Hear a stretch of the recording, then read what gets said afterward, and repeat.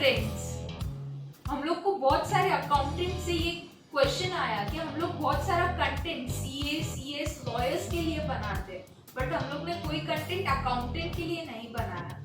तो हम लोग आज एक इंटरव्यू शेड्यूल किया है मिस्टर सचिन के साथ, जो एक बहुत अच्छे अकाउंटेंट है। For last 5 years accounts manager तक का पोजीशन अचीव किया है, और हम आशा करते हैं ये वीडियो से आपके जो भी अकाउंटेंट के क्वेरीज रहते हैं, उनकी क्या चैलेंजेस रहते हैं, उन्हें क्या सीखना चाहिए, क्या चीजें अपडेट्स रहती है, वो सब आप ये इंटरव्यू से सीख सकते हैं। चलो चलते हैं, बात करते हैं मिस्टर सचिन से।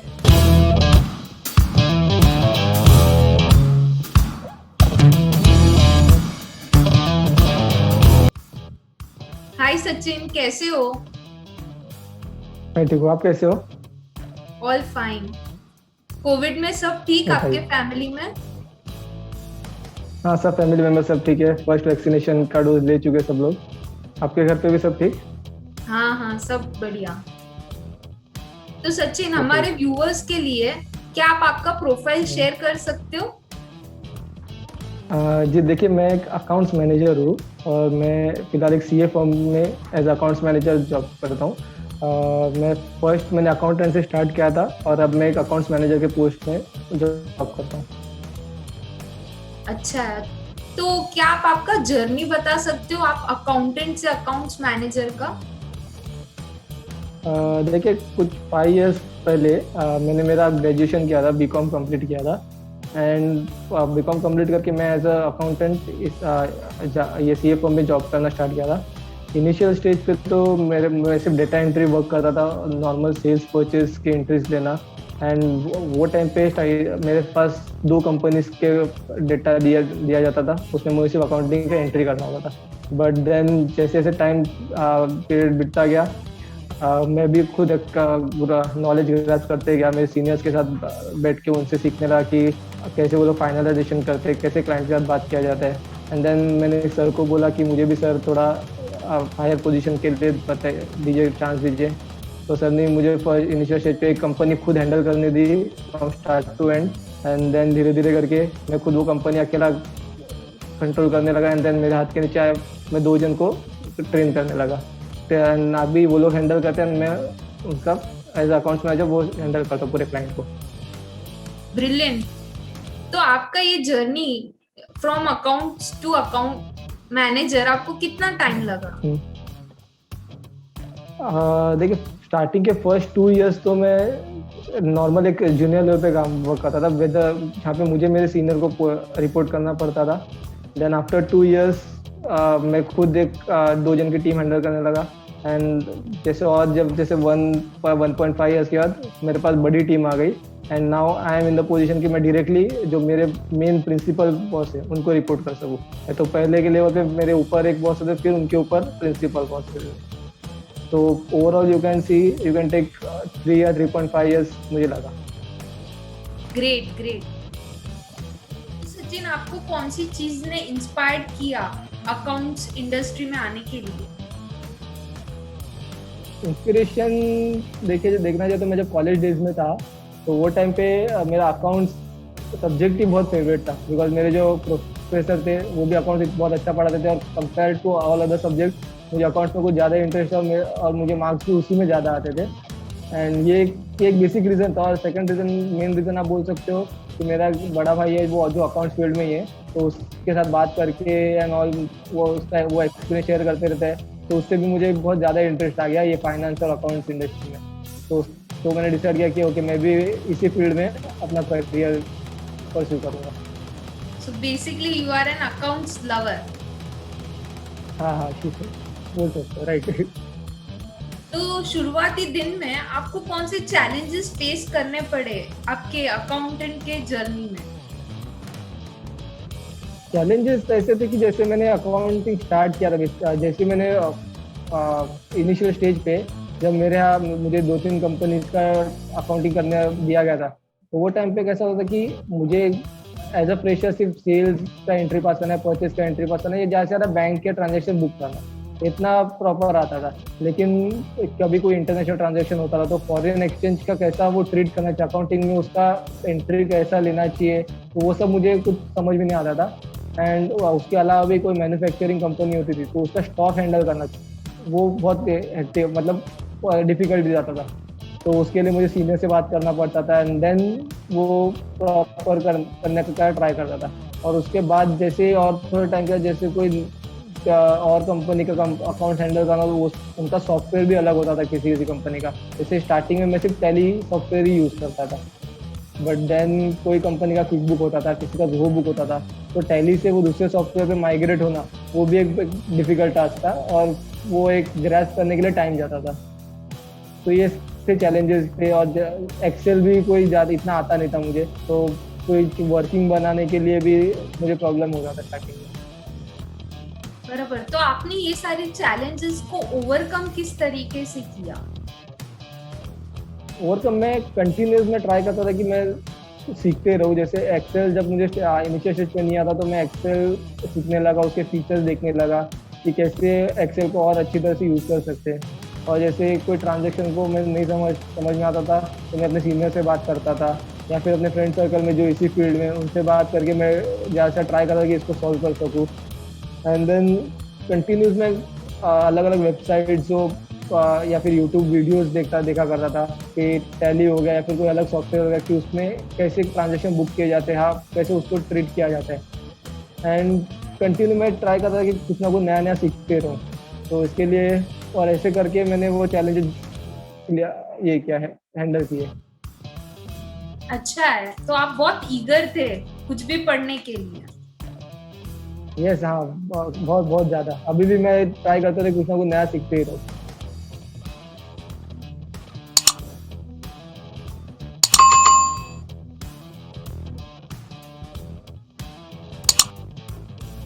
सो हमें पता है कि दिवाली के टाइम पे अक्टूबर नवंबर में आप लोग बहुत ज्यादा बिजी होते हो, तो आपका एक्सपीरियंस क्या है? दिवाली के टाइम पे बहुत सारे ड्यू डेट्स एंड ऑल, काम का प्रेशर बहुत ज़्यादा होता है बिकॉज ऑडिट पीरियड ऑडिट का पीक पीरियड होता है। वो टैक्स ऑडिट का अपलोडिंग का स्टेज होता है। उसके साथ ही जो आरओसी कंप्लायंस होता है जिसमें प्राइवेट लिमिटेड कंपनीज या पब्लिक लिमिटेड कंपनीज के वेरियस फॉर्म्स जो एनुअल फॉर्म्स होते हैं वो सब अपलोड करने पड़ते हैं। तो वो टाइम पे ऐसा होता है कि सबको दिवाली की छुट्टी पे भी जाना होता है, काम भी खत्म करना होता है। तो हम लोग मैक्सिमम ट्राई करते हैं कि जितना हो सके कि ड्यू डेट से पहले हम लोग काम खत्म करें और सब स्टाफ को हम लोग दिवाली के लीव भी प्रोवाइड कर सकते बिकॉज उनका भी सोशल लाइफ है, उनको भी एंजॉय करना है। बट एट अ टाइम ऐसा होता है कि हमें लेट नाइट सिटिंग करके हमें काम खत्म करना पड़ता है। तो हाँ, एक्सपीरियंस ऐसा है कि बहुत प्रेशर बहुत होता है और हम लोग लेट नाइट बैठ के वो काम खत्म करते हैं। सो हमारे व्यूवर्स के लिए क्या आप बता सकते हो कौन से एरियाज में हर एक अकाउंटेंट को सीखना चाहिए जो उनके ग्रोथ के लिए उनको बहुत हेल्प होगा? एज अ फ्रेशर में एवरी अकाउंटेंट को यही बोलना चाहूँगा कि आप सबसे पहले तो आपका अकाउंट्स में तो आपको एक्सेल करना ही है, लेकिन उसके साथ साथ आप बेसिक जो होता है जो एक्सेल यूटिलिटी आप उसके ज़्यादा से ज़्यादा फीचर्स सीख लीजिए बिकॉज मेजर ऐसे रिपोर्ट जो होते हैं जो एक्सेल में बनाने होते हैं और जितना ज़्यादा फीचर्स आपको एक्सेल का पता उतना टाइम सेव कर पाओगे कोई भी काम करते हो। फॉर एग्जांपल पहले मैं मेरा एक्सपीरियंस बताऊँ तो मैं जब एज अ फ्रेशर काम करता था तो एक रिपोर्ट बनाने में जहाँ पे मुझे 2 घंटा लगता था, लेकिन अब इस लेवल पे आ चुका कि मेरा एक्सेल में मास्टर ऑलमोस्ट कर सकता हूँ। तो वही काम मैं 15 मिनट से ज़्यादा से ज़्यादा हाफ एन आवर में खत्म कर सकता हूँ। तो एक्सेल तो सबसे पहले सीखना चाहिए। और उसके साथ ही एक अकाउंटेंट को जिस कंपनी का जिस क्लाइंट का वो लोग अकाउंट हैंडल कर रहे हैं वो क्लाइंट का बिजनेस समझना बहुत जरूरी है बिकॉज एक बार आप जब क्लाइंट बिजनेस समझ क्लाइंट को बहुत ज़्यादा अच्छे से सर्विस डिलीवर कर पाओगे। मतलब क्लाइंट को क्या रिक्वायरमेंट है, क्लाइंट को किस टाइप का एमआई दे सकते हो या फिर मंथली रिपोर्ट जो होता है जिससे client will be happy and client, तो वो एक ऐसे क्लाइंट का बिजनेस समझो। तो उसके साथ साथ आपको हर एक अलग अलग जीएसटी हो गया, इनकम टैक्स हो गया, आरओसी, वो सब फील्ड में भी आपको सीखते रहना चाहिए। तो बस ये एक ऐसा फील्ड है अकाउंट्स फील्ड में आपको ये सब का नॉलेज होना बहुत ज़रूरी है। ये अगर आपको पता होगा तो आप अकाउंट्स में बहुत अच्छा कर पाओगे। सही बात है। तो आपका एक्सपीरियंस कैसा है as an accounts manager? As an accounts manager ऐसा जब स्टार्टिंग में अकाउंटेंट था तो मुझे सिर्फ मेरे सीनियर को रिपोर्ट करना पड़ता, मैं अपना काम करके चले जाता था। बट एज अकाउंट्स मैनेजर मुझे मेरी टीम हैंडल करनी होती है, और एक टीम में एक डिफरेंट माइंडसेट्स के अलग अलग पीपल होते हैं, तो उनको हैंडल करना, उनके टीम बिल्डिंग रिलेशन ये करना, बिल्ड करना, रिलेशनशिप बिल्ड करना। फिर साथ ही साथ जो क्लाइंट्स को हैंडल करना, बिकॉज क्लाइंट्स के भी अलग अलग क्लाइंट के अलग अलग नेचर होते हैं, तो वो हैंडल करना। फिर मेरी रिस्पॉन्सिबिलिटी होती है कि मैं मेरे जो मेरे प्राइमरी बॉस है उनको मैं रिपोर्ट करूँ, मैं क्लाइंट को हैंडल करूँ। तो ओवरऑल एक्सपीरियंस अकाउंट्स मैनेजर का बहुत अच्छा है, और मुझे डाइवर्सिफिकेशन बहुत मिलता है इसमें, because I have to cater, मतलब मुझे अलग अलग माइंडसेट के पीपल के साथ डील करना पड़ता है। Okay, great. तो सचिन, मुझे पता है आप लोग कंप्लायंस देखते हो, तो कंप्लायंस में रोज इतने सारे नोटिफिकेशंस, अपडेट्स आते हैं, कभी इनकम टैक्स में, तो कभी जीएसटी में, तो कभी एमसीए में, और ये कोविड में तो इतने सारे अपडेट्स आए हैं। जीएसटी में कभी लेट फी वेव ऑफ कर दिया, तो कभी इंटरेस्ट कम कर दिया, तो ड्यू डेट एक्सटेंड कर दी। तो ये सब चीज समझने के लिए बहुत ज्यादा कॉम्प्लेक्स होता है। तो आप ये सब चीज का किस तरीके से ट्रैक रखते हो? ट्रैक जैसे ही इसका कोई न्यू रूल नोटिफिकेशन आए या कोई भी अपडेट्स आते, तो ये कोई भी वेबसाइट है, जीएसटी हो गया, इनकम टैक्स हो गया, तो सबसे उनके ट्विटर हैंडल पे इसको अनाउंस कर दे, क्योंकि new rule update has been announce या ड्यू डेट हैज एक्सटेंड। तो मैं पर्सनली ये सब जो ट्विटर हैंडल्स होते हैं उनको फॉलो करता हूँ, बिकॉज ट्विटर एक ऐसा वे है जहाँ सबसे पहले अपडेट मिल जाता है। तो वो एक हो गया। फिर उसके अलावा भी जो ट्रस्टेड अकाउंट्स होते हैं उसको मैं फॉलो करता हूँ, जो जेन्युइन न्यूज़ शेयर करते हैं, तो उधर से मैं ट्रैक रखते रहता हूँ। और मैं खुद पर्सनल भी इकोनॉमिक टाइम्स या एवरीडे न्यूज़पेपर्स एंड ऑल भी रीड करते रहता हूँ। एंड देन कुछ हम लोग के व्हाट्सएप ग्रुप्स भी है सोशल मीडिया पे, तो वो जहाँ पे हम लोग का सर्कल में ऐसी कोई न्यूज़ आती है तो वो तुरंत फॉरवर्ड करते हैं, और वो फिर मैं खुद व्हाट्सएप ग्रुप पे रिप्लाई करता हूँ, साथ में वो वेरीफाई भी करता हूँ कि हाँ ओके एक्चुअली ऐसी कोई न्यूज़ आई है क्या। एंड देन उसको फिर टेक्निकल में खुद एनालाइज करता हूँ कि ओके कितना यूजफुल है, या किसी कौन से क्लाइंट के लिए यूजफुल है या नहीं। तो आप ये जो एनालाइज करते हो वो आप आपकी टीम के साथ शेयर करते हो मीटिंग करके, या फिर वाया डिस्कशन?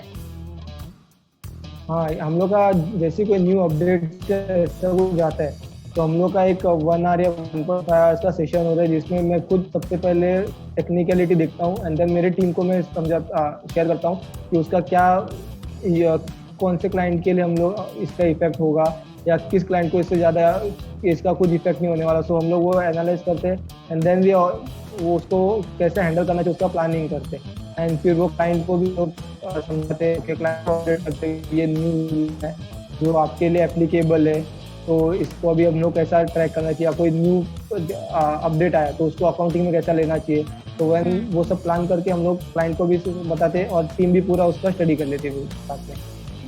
बहुत अच्छा है ये चीज, आपके क्लाइंट्स के लिए और आपके एम्प्लॉइज के लिए दोनों में क्लैरिटी रहेगा कि अभी अपडेट्स और नोटिफिकेशन में क्या करना है।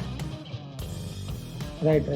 तो सचिन, क्या आप हमारे व्यूअर्स को शेयर कर सकते हो कि आपका एक पूरा डेली रूटीन क्या है? आप डेली कौन से टास्क करते हो? आपका रोल क्या है एक ऑर्गेनाइजेशन में?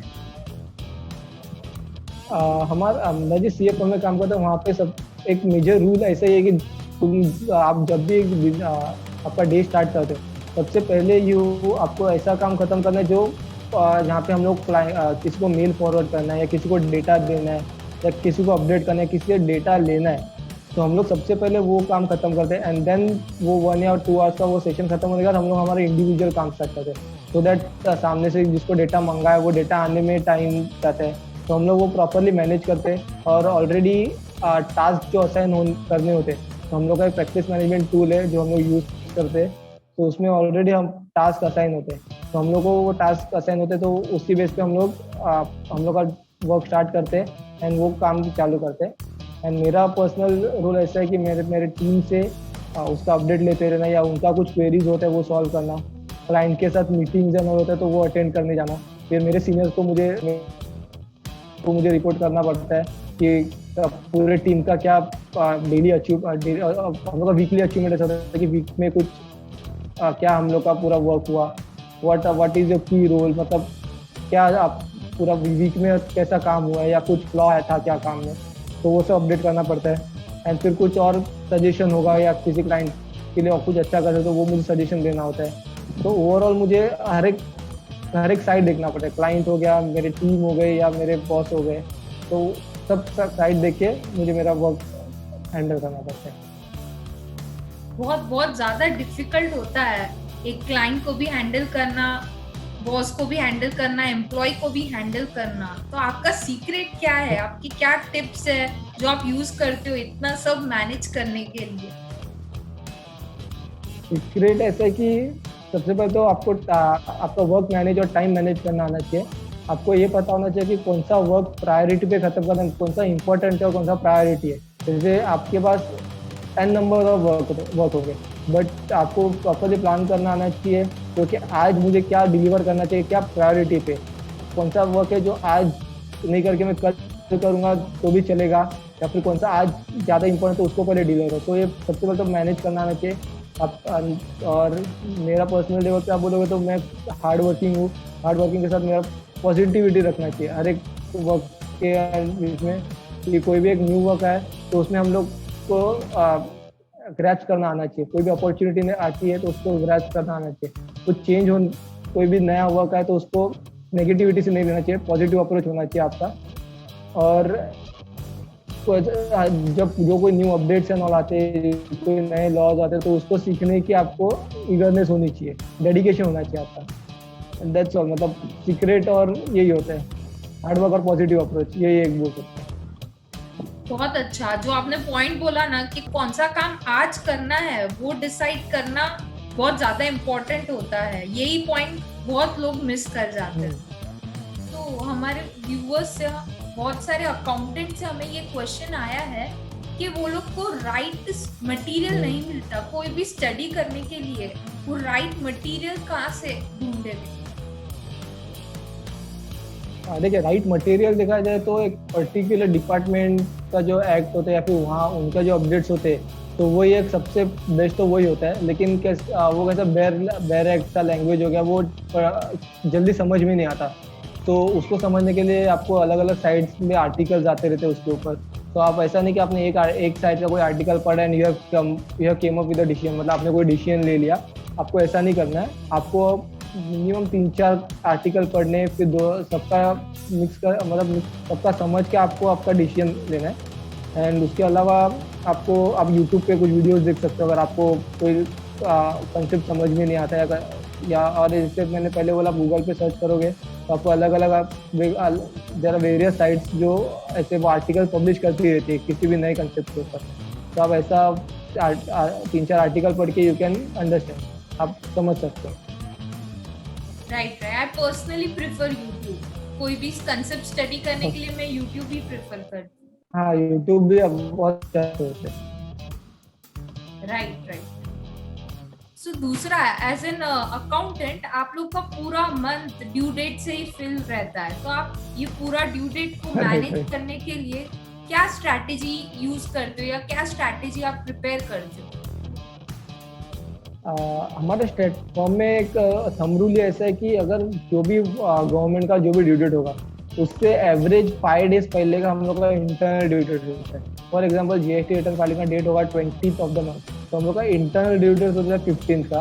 तो उसको हैंडल करने के लिए हम लोग start of the month he clients को हम लोग इंटीमेट कर देते कि आप डेटा भेज दो, और फिर डेटा लेके हम लोग जितना हो सके उतना जल्दी रिटर्न खत्म फाइल करने का ट्राई करते हैं। जो जैसे आप एंड मोमेंट पे जाओगे, फॉर एग्जाम्पल आप 19 को 20th को कोई करने जाओगे तो साइट्स ऐसे इनकम टैक्स हो गया, जीएसटी हो गया, वो क्रैश हो जाते हैं या फिर चलते नहीं है जल्दी। तो वो टाइम पे कैसा वो टाइम भी बहुत कंज्यूम होता है, फाइल साइट लोड हो रहा है, क्लाइंट अगर टाइम पे नहीं फाइल हो तो इंटरेस्ट लेट भी वो क्लाइंट को बेयर करना। तो अवॉइड दैट हम लोग ट्राई करते हैं कि 5 दिन पहले पूरा का पूरा काम खत्म करें। लेकिन हाँ, पॉसिबल होता है कि क्लाइंट से डेटा लेट आता है या तो क्लाइंट डेटा जल्दी देता नहीं है तो एंड मोमेंट पे जाता है, लेकिन वो भी रेयर केस हम लोग करते हैं। हम लोग ये आने जल्दी हो सके। 5 डेज पहले का तो मिनिमम रखते ही हम लोग। और मेरा भी सजेशन भी ऐसी होगा कि सब लोग ऐसे ही आपका इंटरनल डेट डिसाइड करो, या तो मिनिमम 3 डेज पहले तो आपका डेट होना ही चाहिए कि ये डेट तक आपका काम खत्म होना चाहिए। अच्छा है, good good strategy for this due date reminding. तो आपको पता ही आजकल टेक्नोलॉजी सब जगह चल रहा है, तो टेक्नोलॉजी ने आप लोग का लाइफ कितना इजियर बना दिया है, और कौन से ऐसे टेक्नोलॉजी है जो अकाउंटेंट को यूज करना ही चाहिए, उससे आप लोग का टाइम सेव हो सकता है? देखिए, टेक्नोलॉजी ने तो बहुत सारा काम सिंपल भी कर दिया और टाइम भी बहुत बचता है उससे। और पर्सनली, और हम पर्सनली आप बोल सकते हैं हमारे फर्म में हम लोग ऐसे वेरियड टेक्नोलॉजी है जो यूज़ करते हैं, जिससे काम इफेक्टिव भी होता है, और जिससे एरर्स भी कम होते हैं और जिससे टाइम भी बचता है। जैसे फॉर एग्जांपल बोलने जाओ तो इनकम टैक्स रिटर्न जो हम एवरी ईयर जो फाइल करना पड़ता है, तो उसके लिए हम लोग एक विनमैन सॉफ्टवेयर यूज़ करते हैं। वो तो सॉफ्टवेयर डायरेक्टली इनकम टैक्स की साइट से डेटा फेच करता है, एक 1 क्लिक पे रिटर्न फाइल भी करता है। कुछ अगर डेटा डालने में कुछ एरर होगा तो वो भी वो पॉपअप देता है। तो इससे एरर्स भी नहीं होते, टाइम भी जल्दी काम भी जल्दी खत्म होता है। और इसके अलावा भी हम लोग खुद एक प्रैक्टिस मैनेजमेंट टूल प्रैक्टिस गुरु, ये हम लोग यूज़ करते हैं। तो उससे भी हम एज अकाउंट्स मैनेजर मेरे लिए बहुत सिंपल हो गया कि मैं मेरे टीम का जो भी टास्क है उसका अपडेट ले सकूँ, या कितना काम हुआ, या WIP में कंप्लीट हो गया, या फिर कोई काम खत्म करने के लिए कितना टाइम लगा, तो वो एनालाइज करने के लिए भी मुझे बहुत अच्छा पड़ता है। फिर उसके अलावा हम लोग ड्रॉपबॉक्स यूज़ करते हैं। ड्रॉपबॉक्स में हम लोग जितने भी क्लाइंट्स हैं हम लोग के, उसके जो इंपॉर्टेंट डेटाज होते हैं, फाइल्स होते हैं, या अकाउंटिंग का जो डेटा होता है, तो हर एक एम्प्लॉई उसका जो भी वर्क होता है, उसके जो इंपॉर्टेंट डॉक्यूमेंट्स थे क्लाइंट के फोल्डर वाइज ड्रॉपबॉक्स में हम लोग अपलोड करते रहते हैं। तो इन केस वो particular employ is on leave, या कुछ एनी अदर रीज़न किसी कंपनी का डेटा एक्सेस करना है, तो you can easily go to Dropbox and take files from there. तो ऐसे है बहुत सारे सॉफ्टवेयर जो एवरी अकाउंटेंट को यूज़ करनी चाहिए, और जिससे बहुत इफेक्टिव भी होता है और टाइम भी बचता है। लगता है आप कंटिन्यूअसली टेक्नोलॉजी सर्च करते रहते हो कि कैसे आपका टाइम बचा जाए। राइट। मुझे तो बहुत खुशी होता है कि अगर कोई न्यू टेक्नोलॉजी है जिससे अकाउंटेंट्स का जॉब और इजियर हो जाए, जिससे वो अकाउंटेंट वो किसी और फील्ड में या फिर कोई और नॉलेज ग्रैब कर सकता है, खुद का ग्रो कर सकता है वो, जब उसका टाइम इधर बचता है तो। Thank you, Sachin. You have shared your experience to us. It was really inspiring and knowledgeable. Our last question is, what is your goal? देखिए, मेरा गोल ऐसा है कि मैं अभी जो टीम हैंडल करता हूँ, मेरा गोल है कि मैं आगे जाके इतना बड़ा टीम हैंडल करूँ जहाँ पे मेरे अंडर मिनिमम 100 एम्प्लॉयज काम कर रहे हैं, सो दैट मेरे लिए वो एक चैलेंजिंग टास्क हो कि मैं 100 डिफरेंट माइंडसेट्स ऑफ पीपल को हैंडल करूँ, उनके बीच में एक टीम बिल्डिंग कर सकूँ।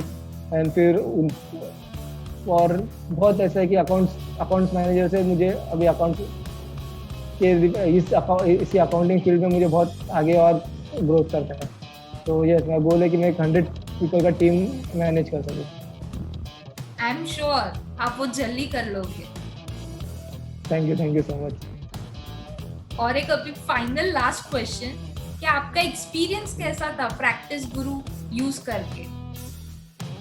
प्रैक्टिस गुरु यूज़ करके मेरा पर्सनल एज अकाउंट मैनेजर मेरा तो काम बहुत ही सिंपल होगा, बिकॉज पहले के बिफोर प्रैक्टिस गुरु हम लोग का ऐसा था कि मेरे टीम से मुझे कुछ अपडेट या उनका पूरे वीक का वर्क या जो भी उनसे डेटा लेना था, तो वो लोग अपना एक रिपोर्ट बनाते थे, एक एक्सेल में बना के देते थे। तो उसको मुझे अलग अलग एनालाइज करना पड़ता था कि किस काम में किसने कितना टाइम दिया, और वो पॉसिबल भी नहीं हो रहा था बिकॉज बहुत सारे फाइल आते थे।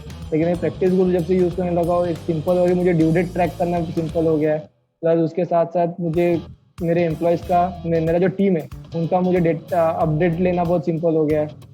फॉर एग्जांपल कि किसी एम्प्लॉय ने कोई एक पर्टिकुलर वर्क करने में कितना टाइम लिया, जो वर्क एवरेज 2 आवर्स में होना चाहिए, अगर उसको 4 आवर्स लगते तो वो मुझे एनालाइज करने को बहुत ईजी पड़ता है कि वेदर इज कहाँ पे लैग कर रहा है, वो कुछ सिस्टम में लैग हो रहा है या वो किधर लैग कर रहा है। तो वह प्रैक्टिस गुरु ओवरऑल मुझे बहुत इफेक्टिव लगा, और मैं तो सजेस्ट करूँगा कि प्रैक्टिस गुरु जैसे टूल या प्रैक्टिस गुरु बहुत फॉर्म में यूज़ होनी चाहिए। बहुत अच्छा लगा आपसे ये सुन के। और Sachin, thank you for coming and sharing your experience to our viewers. और बहुत अच्छा लगा आपसे बात करके आज। मुझे भी बहुत अच्छा लगा। Thank you for inviting me for this interview. Thank you so much.